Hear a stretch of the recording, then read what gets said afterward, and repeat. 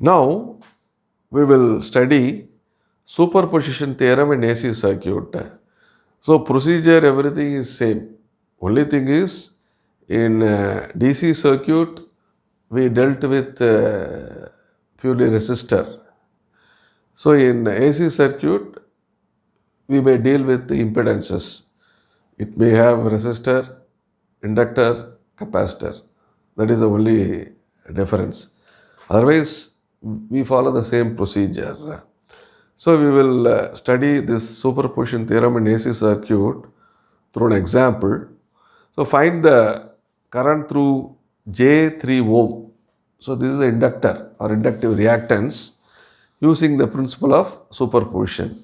So here we have two sources, V1 5 angle 30 degrees volt, V2 10 angle 60 degree volt, and we have a capacitor whose reactance is J2 ohm. Again here one capacitance minus J5 ohm, here one inductance J5 ohm inductive reactance, again here J3 ohm which is inductance or inductive reactance. So we must find what is the current through this J3 ohm. Okay, same procedure like your DC circuit. So we keep only one source at a time and we suppress the other source with the V1 alone in the circuit. So that means what? V2 is replaced by short circuit. So you are going to apply a this is going to be short circuited. That means you are going to apply a short circuit across one component. Whenever you apply a short circuit across a component, that component can be removed, because in a circuit all the current will flow through the short circuit. Okay, so nothing will flow through this. So this is something, short circuit across a component will make the component useless. So that means you can remove this J5 ohm from the circuit. Now you can, I think you can understand, right? So what we have done is, we keep only source V1, V2 is short circuited. So now what happens, when you short circuit this can be removed. So next step will be like this. So this is a short circuit. Now this minus J5 ohm plus J3 ohm, these two are connected in series. So you can combine them into a single impedance, right? So your circuit is going to be, this is minus J2 ohm. Already this is J2 ohm, right? So now you can apply the Ohm's law. See, so this is the applied voltage. So now because of this voltage source, current is flowing. Some current I1 is flowing through this, I2 is flowing through this.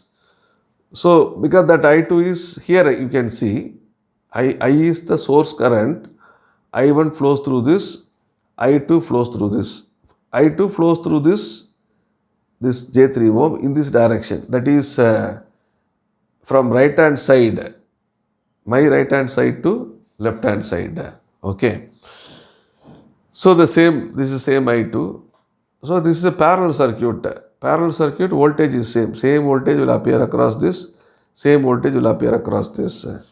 So by Ohm's law, this current I2 equal to this voltage source V1 divided by this J2. So I2 equal to 5 angle 30 degrees. And I already told you how to convert rectangular to polar form. So if you convert 2 angle minus 90 degree, take this 90 upstairs. 5 by 2 is 2.5. So I2 equal to 2.5 angle 30 plus 90 degrees. I2 equal to 2.5 120 degrees. So this is current through this 3 ohm when V1 alone is acting in the circuit. So next step, keep V2 and suppress the V1. Okay.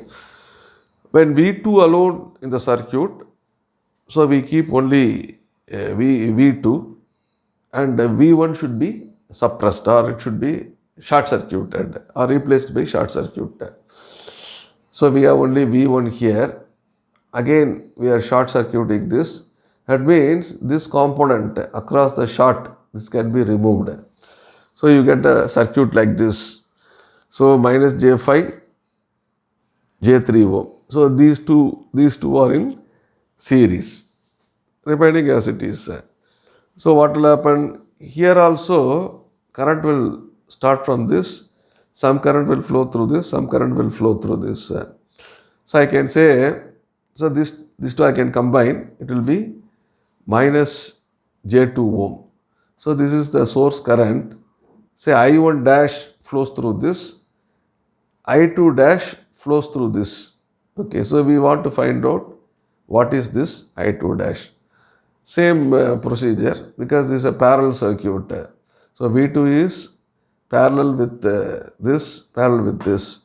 In a parallel circuit, voltage is same across the branches, across the parallel elements, same voltage. Okay. So you apply the Ohm's law. You can apply the Ohm's law. So I2 dash equal to 10 angle 60 minus J2. I2 dash equal to 10 angle 60 degree divided by 2 angle minus 90 degree. 10 by 2 is 5. I2 dash equal to 5 angle 60 degree plus 90 degrees. I2 dash equal to 5 angle 150 degrees. But here superposition, the current is the algebraic sum. It's not simply sum, algebraic sum. So what we are doing is I1 and I2 dash are in opposite direction. Okay, see, you can see this. I have shown only that part of the circuit. See, I2 flows from my right hand side to the left hand side, right? My right hand side to left hand side. Whereas I2 dash flows from my left hand side to right hand side. That means I2 and I2 dash are in the opposite direction. So IJ3 ohm, right? That is the current through this J3 ohm component. IJ3 ohm equal to I2 minus I2 dash. Okay, because the AC, only thing is these are in opposite direction, so minus. Okay, I2 minus I2 dash. So IJ3 ohm equal to I2 minus I2 dash ampere. IJ3 ohm equal to 2.5 angle 130 degrees minus 5 angle 150 degrees. So you have to convert polar into rectangular. Again, this should be converted to rectangular. Now I will show you. I think you can see the calculator is seen. Okay, switch on, mode, go to complex.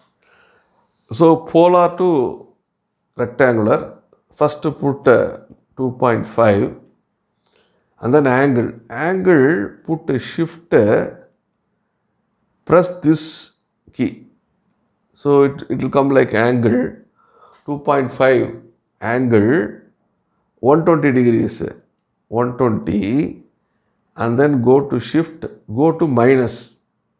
Okay, this press the minus. So it is showing A plus BI, right? Now press equal sign. So you are getting minus 1.25, and then that is the real part. Press shift, again press equal. Now you will be getting 2.165. Last you can find I means that is the imaginary part. Minus 1.25 plus J 2.165. So you will try to convert this second thing, polar to rectangular. So 5, shift this angle 150 degrees, shift minus, so equals. So you get minus 4.33, shift, you are getting 2.5. So that means what we have done is, this minus we keep here, we are taking only this. So magnitude should be positive quantity.